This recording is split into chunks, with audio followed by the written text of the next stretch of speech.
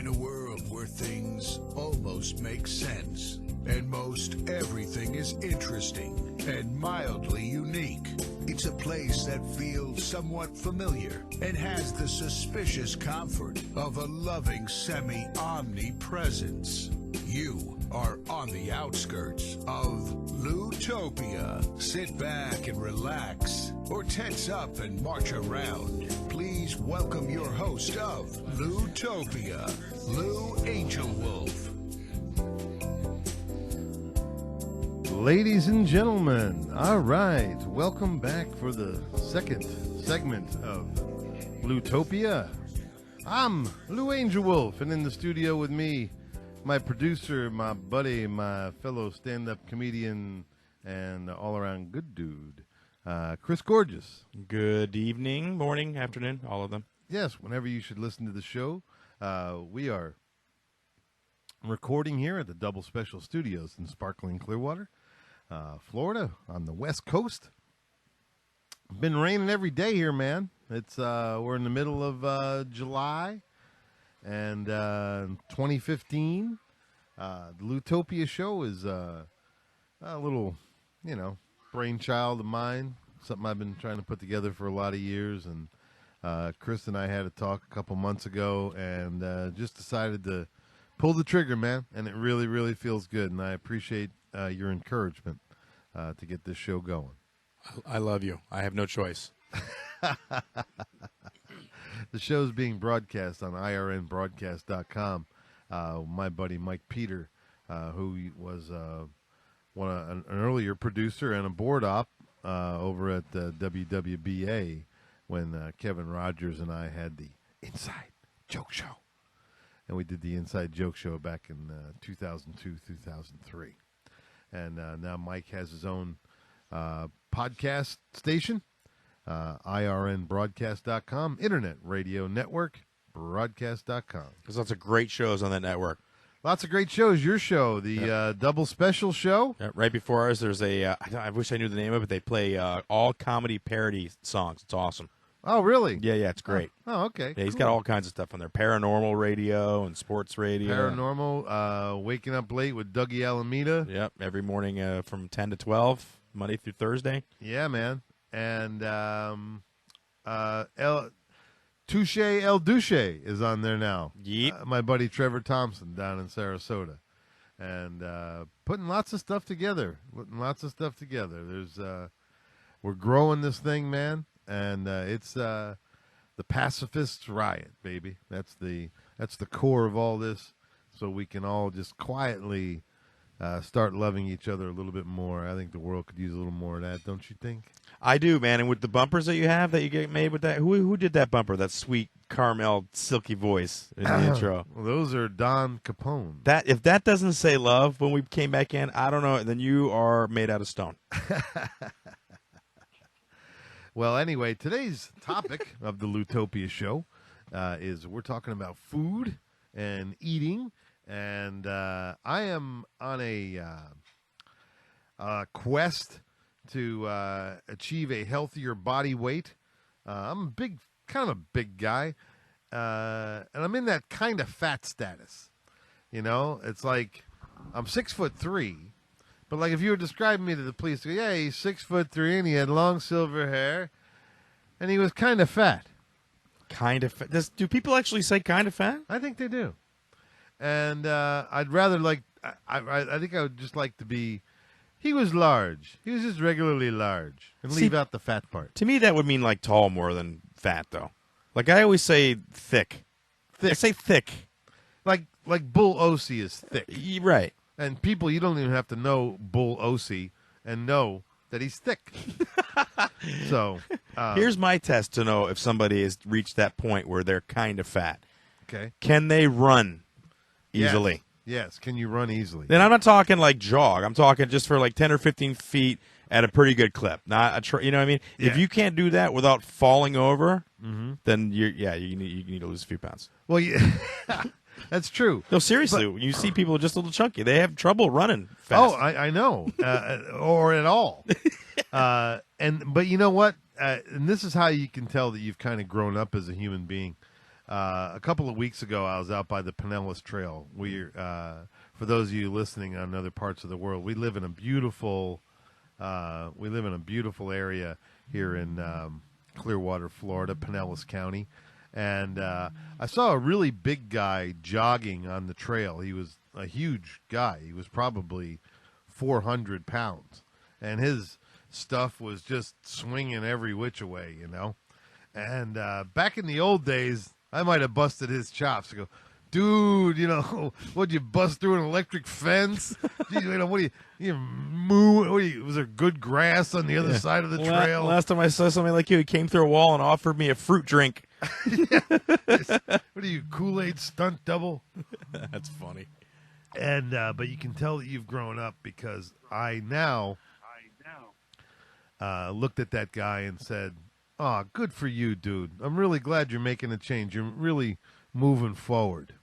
So, with that being said, for the second portion of the show, the well-being portion of the show, is my weekly guest and one of my favorite people on earth, and somebody who knows me like in a really unique dimension that a lot of other people never will. Please welcome to the show my sweet friend and my hypnotherapist, Beth Snyder. Hi. Thank you, Lou. Fresh from the ice caps of Pluto, here I am. Yes, exactly. She came in on her magic shag carpet. She flew right in. So well, Beth, you know, it's always lovely to have you on the show. We had Tom Rhodes on the first half and told some incredible food stories, because he's traveled, you know, all over the world, and and he's in those Beijing those little food carts out in the street where they have everything on a stick.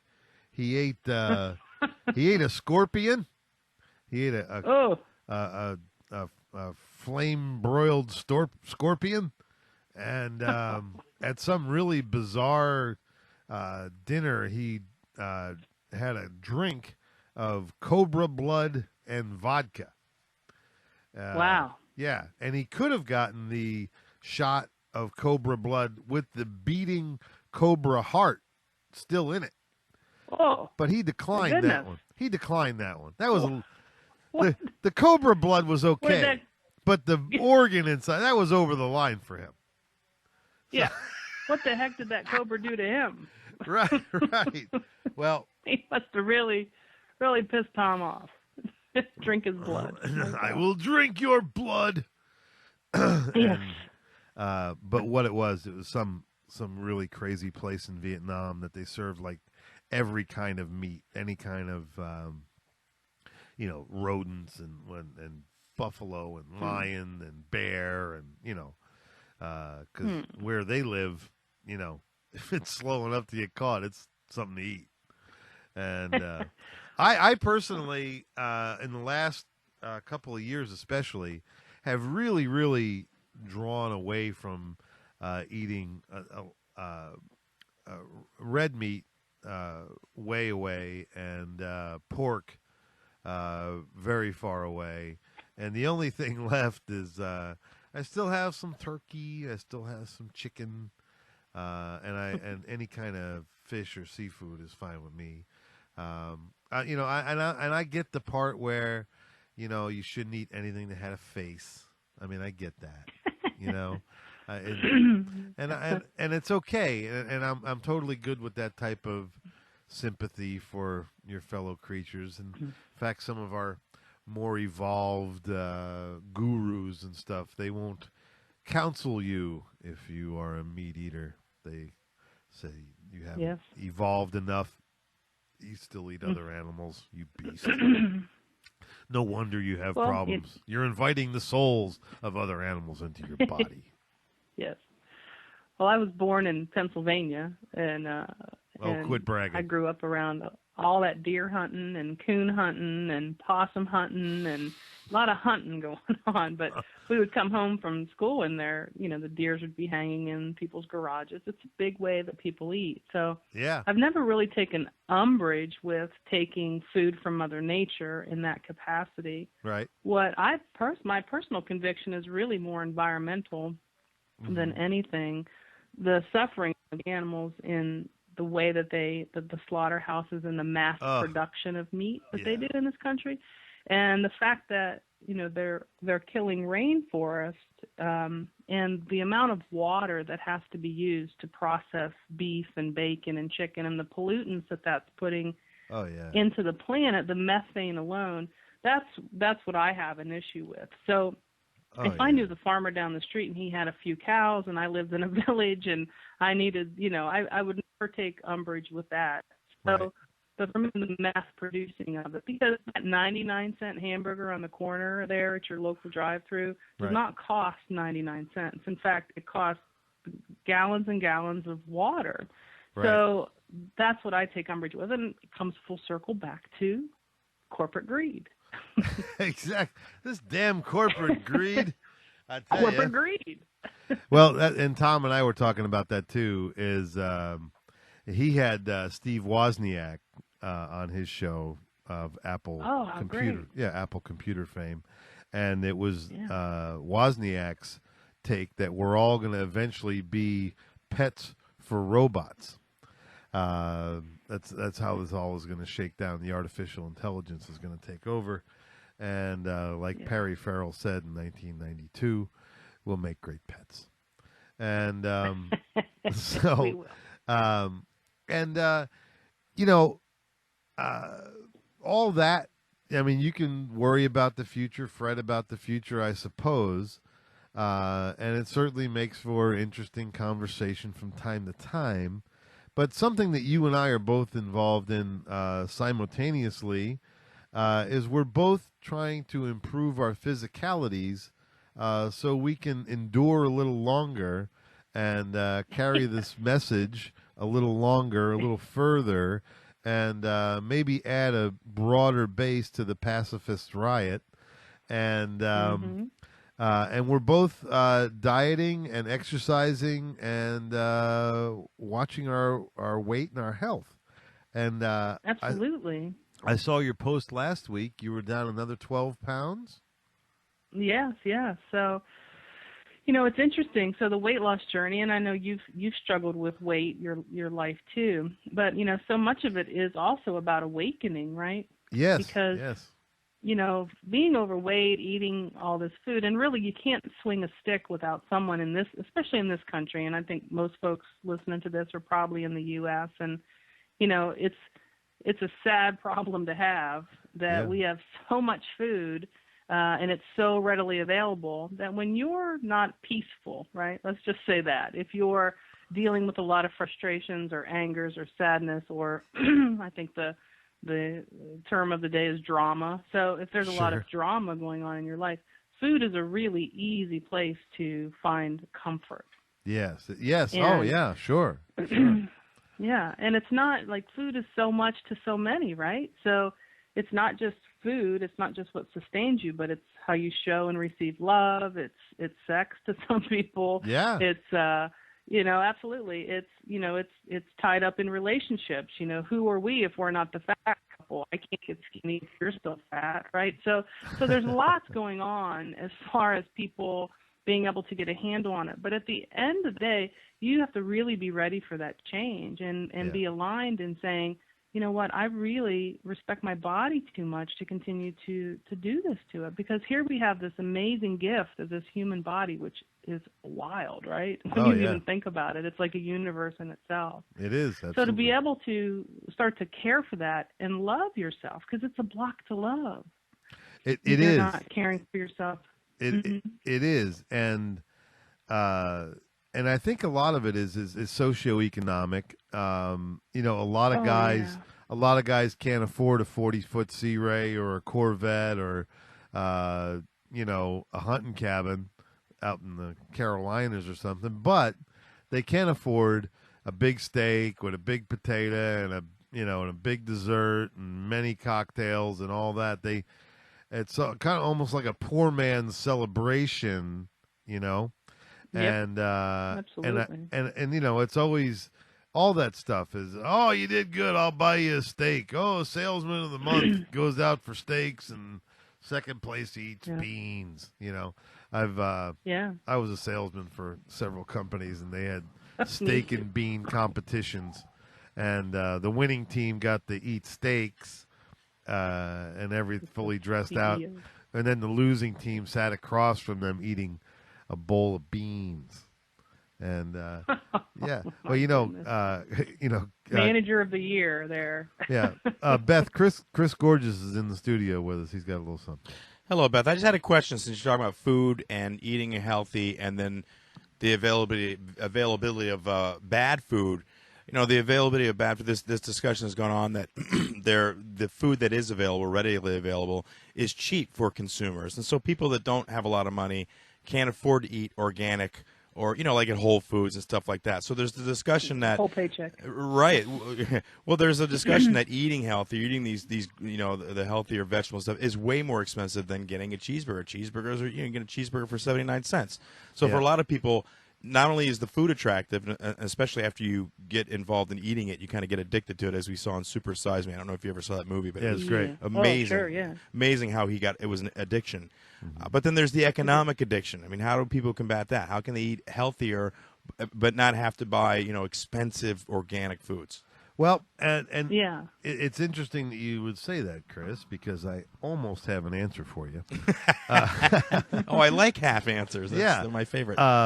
Beth, Maybe I'll have the other half. Beth and I have both downloaded these really cool little apps onto our phones, and mine's called MyFitnessPal. And I found it easier to use than a couple of the other ones.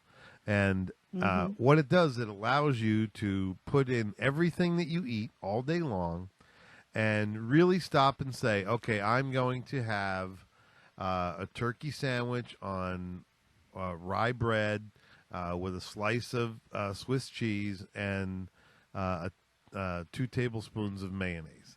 And when you really stop and break that down, it wasn't the meat that was that much. It wasn't the cheese was a little heavy, and the bread really wasn't that bad. But those 2 tablespoons of mayonnaise, my goodness, man. I mean, it literally, it doubles and triples everything, Absolutely. And my old way of eating, before I really became awakened to this, I'd say, oh, okay, it's nighttime. I want a healthy snack. I'm gonna have an apple, and I'll put a couple of tablespoons of crunchy peanut butter on it as I eat it. And now that I've done the tally on that, that's like a 600 calorie snack right before you go to bed. Peanut butter is just off the chain, man. Peanut butter is really crazy in calories. I've never been a person to eat that stuff. I think I have like a little pot belly. I'm not overweight, but I mean, in my midsection I am, and that's common for a lot of men my age. But I do recognize the sugar intake, like soda. I don't drink soda on a regular basis, but like when I go to the comedy club, I have a couple of cocktails, 3 to 4 drinks, and it's Coke and rum. It's a lot of sugar in that. Yes, there is. Right. So, and I don't do that on a regular basis. But then for a while, like I have phases. Like for 2 years, I was a Philly cheesesteak dude all the way, and I can't imagine that's very good for your body. Philly cheesesteaks, I mean, if you really want one, 9 million calories. You got to save up, like.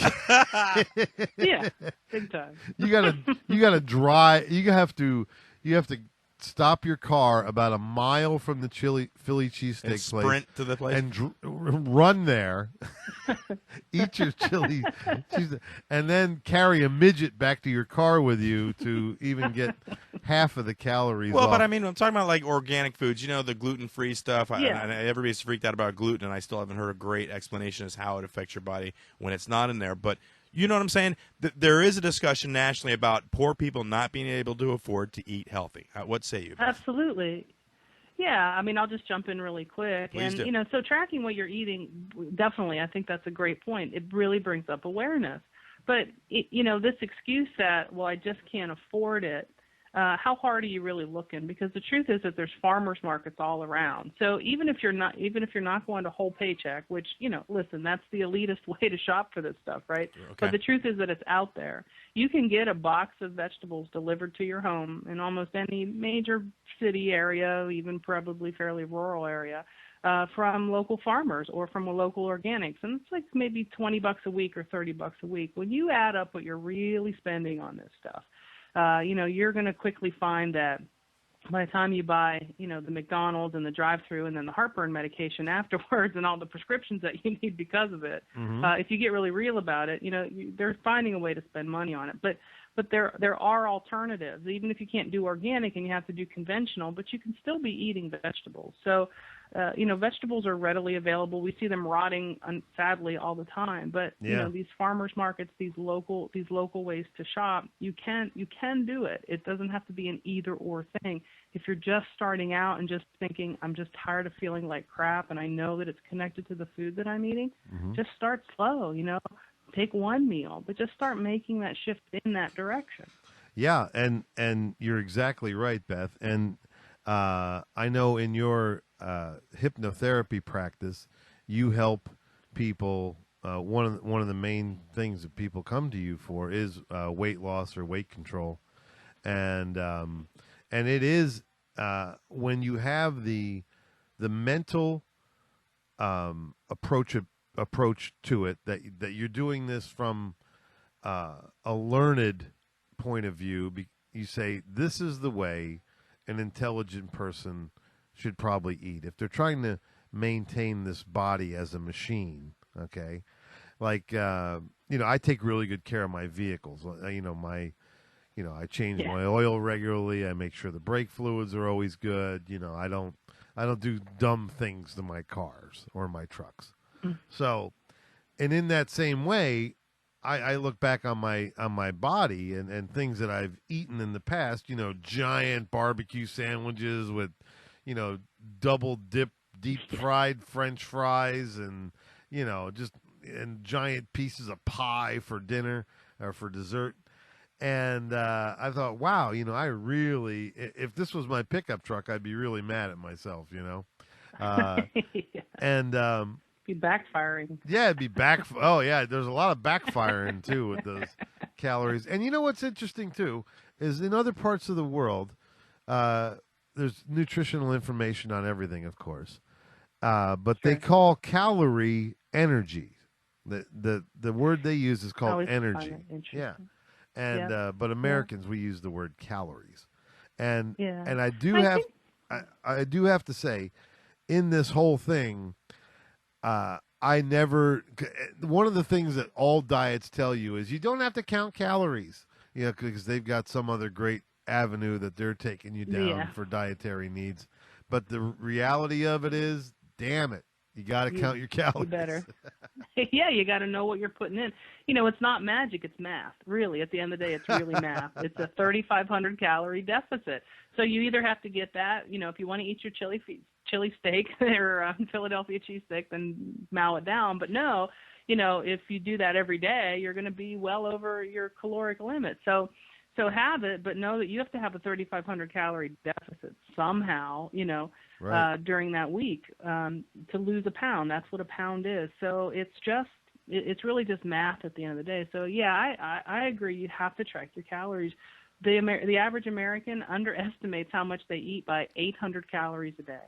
So if you ask the average American who's not tracking, the studies suggest that it's about 800 calories a day that they underestimate. And that's tremendous over the course of, a month. That's a tremendous amount of calories that that's the difference between weight maintenance and weight gain. Exactly. It's a big difference. And I just looked up on my little MyFitnessPal. 4 tablespoons of Peter Pan crunchy peanut butter, 380 calories. Yeah, that's your whole lunch. Yeah, exactly. And I would smear that on an apple or two, and then you have the caloric intake of the apple. So, nothing like eating 1,000 calories right before bed. You know, it was completely useless. And then the next day, you wake up and get on the scale and go, geez, all I do is eat fruit and I can't lose weight. Well, a lot of stuff, you know, like I found, you know, I'm Italian, so I love pastas and stuff like that. And I'm thinking, oh, this it's not gonna fly on this diet or this way of eating. But you know what? If you modify it just a little bit, like lasagna was really high, okay, like 800, 900 calories for a square of lasagna. But if you did spinach lasagna, it was only 400. So yeah, you can cut it. I'll do 400. You know, I'll do a 400 calorie slice of lasagna. You betcha. And and it's just thinking through. Like I thought, there's no way I can have cereal in the morning now. Well, you know what? It's really not that bad. I do the bran flakes with the almond milk, the unsweetened almond milk, and it's you know, I try to do as little dairy as I can, and it's only 250 calories or so, and then it gets you enough energy to get going in the day.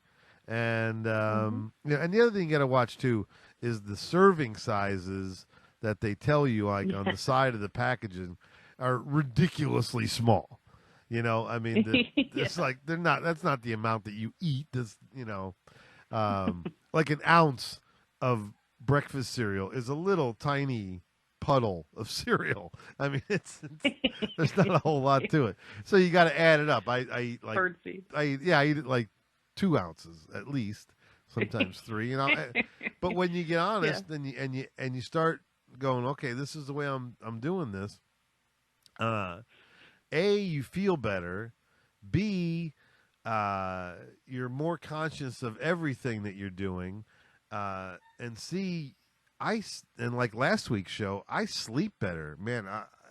Since I've been doing this for 10 days, and I have not had one food-related interruption of sleep, you know, where I had some kind of acid reflux or something like that. None of that, you know? Yeah. So... I think this is... I'm sorry, go ahead. No, go ahead. I'm ready. Yeah, this notion of, you know, good food and bad food, you know. So people set themselves up for this. You know, I'm on a diet. I have to be on a diet. So I can't have any of that. It's all bad food, you know. And so they're in this deprived state, you know. So like, you know, their inner child is just like dying for some fun because they're just restricting themselves so terribly. And so then they just do it, you know, and then they don't know why, and then they're completely off it. So this on again, off again kind of thing. Yep. You know, this good food, bad food, that's bad food. This is good food. I shouldn't have done this. I shouldn't have done that. You know, just getting clear on all that. You know, you're just making choices. There's really only food. Exactly. Exactly. It's all just food, isn't it? Yeah. Well, Beth, all food is good. It's a miracle. And it really is. It's always beautiful talking to you, and the show. Actually, this will be one of the shows that launches on July 25th on irnbroadcast.com. We're recording this at the Double Special Studios in Sparkling Clearwater. And the show's gonna, you know, it's gonna be broadcast out of here, but it'll go out wherever the internet goes. But I know with our names on it, it'll draw a lot of local attention. And where can people get a hold of you? Because you're, you know, we haven't worked hard and directly on weight loss therapy. But we've kind of subliminally worked on it. We had a session or two when you helped me make up my mind about a couple of things. And it really works. And it is the mental approach. It's the mentality towards it. And like you said, doing math at the end of the day. Where can people get a hold of you and maybe schedule a session and get in and let them start their good adventure? Sure. I appreciate that. Folks can get a hold of me at BethSnyderHypnosis.com. And I do mindfulness coaching. I do hypnotherapy. I do NLP work. So we really attack whatever issue you want to work on from a lot of different angles, but, you know, essentially deliver you to the life that you really want. So if you're not really living the life you want, get in touch with me. And then also I do Skype sessions and I do phone sessions. So if anyone's hearing this anywhere else in the world, feel free to still contact me. So you can contact me there. You can call me directly, 941-228-8020. Very nice. Well, Beth, like I said, always a pleasure to speak with you, and thank you for being on another episode of Loutopia. And also, it seems like Laura Lum Corby, my friend who was going to be the holistic practitioner POV, she's got too much on her plate right now. She has two aging parents. Her 85-year-old mother just had a knee replacement. She's got an 83-year-old father with Alzheimer's. She's got her own business, her own thing, and she just does not have the time allotment. So I think what I'm going to do is I'm going to, if you're up for this, we're going to do you and I will do a little more time every week. And I'm going to kind of crunch it to humor and well-being. And we'll just make sure that the health tips and everything make it into the well-being section of the show. And so sounds great. Yeah. It's me and you, kid. It's me and you. I love it. Yeah. Yeah, and we certainly have, in our circles, we certainly have enough talent and other special guests that we can have on, should you ever want to. Sure. So, yeah, I have a whole little arsenal of folks. You sure do. We're able to bring all kinds of useful information. You really know some absolutely beautiful people, and I got to meet a lot of them at the hypnotherapy conference a couple of months ago. And what a really great group of folks. I'm very, very happy to have y'all in my loop. And all right, well, baby, it's we got to clear the studio out. They got another show coming in here at Double Special Studios in sparkling Clearwater, Florida. I love it. And we will be. I'm gonna go eat about. Say it again. I'm gonna go eat 600. I said I'm gonna go eat 600 calories for dinner and call it a day. Yeah, very nice. Yeah, you know what? I went way under yesterday. Just I got so busy and didn't have time to eat, and my little machine scolded me. Said you didn't have be consistent. You didn't have enough to eat today. Da da da da da da da. You have to keep your metabolism up. Da, da, da, da, da, da. So all right. I'll have another something. So I'll have another can of tuna. Make you happy. But Beth, Chris, thank you very, very much. Always a pleasure. Tom Rhodes, thank you so much for tonight's show. This is the Pacifist Riot. This is Loutopia. Thank you, everybody, all my fine citizens of Loutopia, and all the wonderful, wonderful people that love us all. Beth, have a great evening, and hugs to Nan and all that good stuff, okay? Peace out. Take care.